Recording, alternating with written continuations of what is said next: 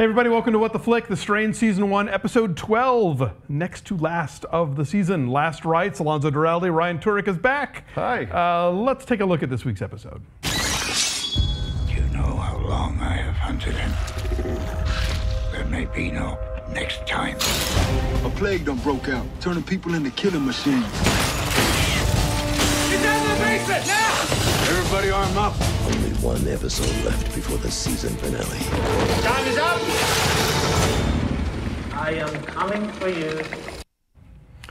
Okay, first of all, I have to correct an error. I thought in the Holocaust flashbacks that Satrakian was wearing the pink triangle over the Star of David for the gay Jewish prisoners, but I was told by a viewer on Twitter that it's the red triangle for political prisoners over the Star of David. So I stand corrected.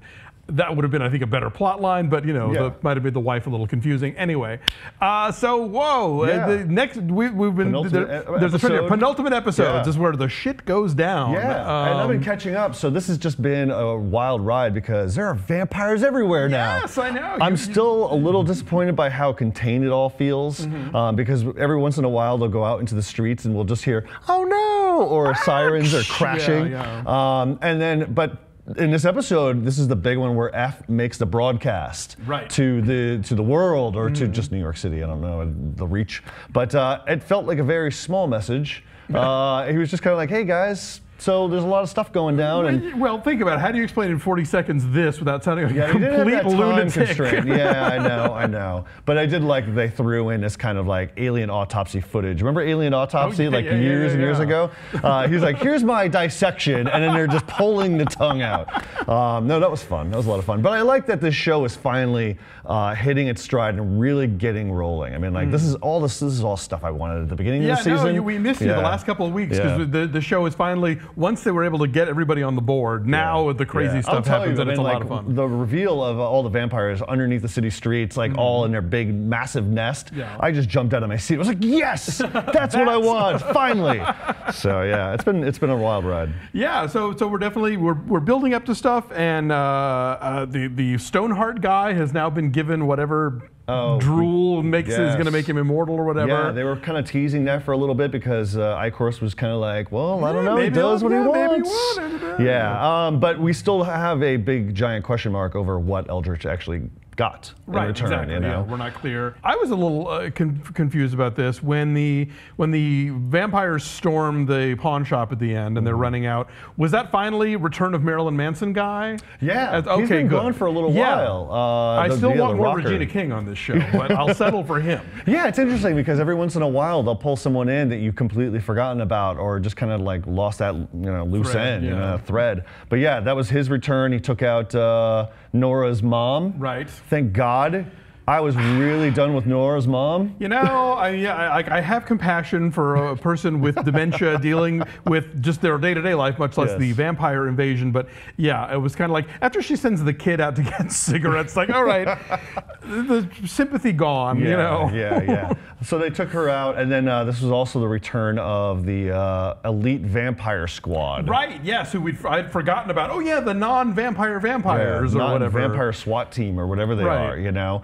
But again, they just came in, they took away our gang member, Gus, and then off he went. Now, the vampires that were in the shipping container, were they bad vampires or were they good vampires? I wasn't clear on that. Yeah, I wasn't clear on that either. But I guess next week all will be explained. Yeah, but there were some good character moments. Vasily, the rat catcher, he had a great moment with the Dutch. Yeah, they're an interesting couple. Yeah. I mean, like those are the little moments because we're getting a lot of side character stuff now. It's not all focusing on F and of the, hey, let's slow down and have a conversation moments, their tete-a-tete on the roof, I think, was one of my favorite ones, probably for the entire series. Yeah.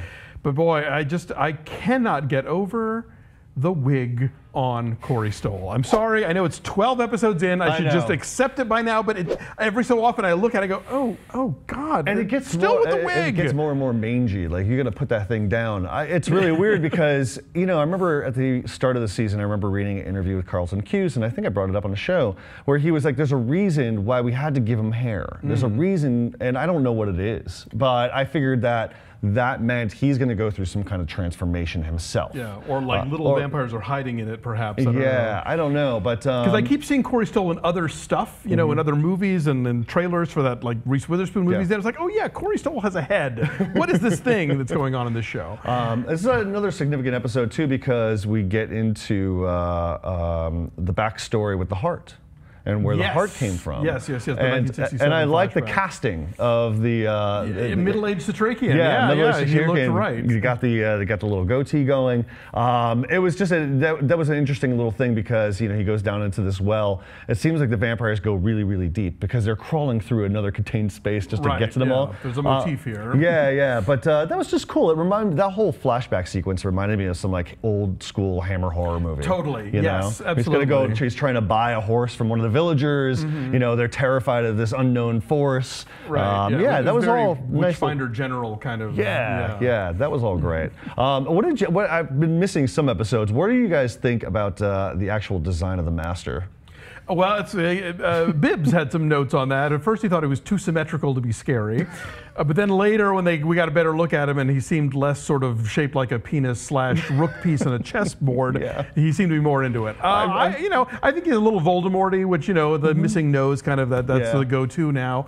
That or that lady on the Nick. But, it's, I think it's fine, Yeah, it kind of reminds me of the Salem's Lot-esque, Nosferatu type, but mixed with X-Men's Apocalypse, where he's got like this kind of weird lip thing going on. I mean, really, I think the coolest of that ilk that we've seen was the episode where you see Eichhorst put his face on. Yeah. That moment to me was the most chilling, just because there was at least a contrast. Whereas, once this guy is this and he's this all the time, then it's less scary for me somehow. Right. No, that's what I'm really curious about too, is the transformation, because there's obviously those vampires that go through one transformation, and then you've got Eichhorst, who's a little bit more controlled. Right. And I know there's different stages to it all, because Guillermo is very adamant about like having everything thought through, especially the biology of the vampires. So, what are your predictions for next week's finale? I am loath to say so. I imagine that that F's wife Kelly is going to enter into this again as a possible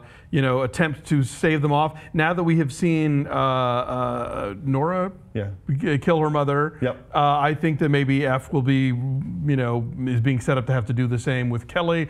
Ideally not in front of Zach, but who knows? You never know. Or maybe Zach has to take his mother out. Or maybe Zach has to do it. I have no idea. And then, I think, I don't know if you get to kill Satrakian or not, because he's such a great character. I don't know. I can't imagine this show going on without him, but then everybody dies on TV now. So that's true. What do you think? Yeah, I don't know, because it's going all over the place. It doesn't seem to be building to anything, because we already had the kind of showdown, the kind of false, we're going after the Master, we're going to go kill him. Oh shit, something happened. That didn't work out. So where are we leading to now? Because that's usually saved for a season finale. Now also, have you read the books or not? I read half of one of them. Okay, but I mean, like, is season 1 pretty much hewing to book 1? Is that how that's been playing out? I think so. Yeah. And with like threads of other pieces of information they got to draw from book 2 and 3. I think. So I imagine if you've read the books, you have some idea where this is going, but we will remain blissfully ignorant and find out for ourselves next week. And hopefully next week you will join us. I will not be here, but Bibbs, we hope will be back, and he and Ryan will sum up the season. Thanks for joining us.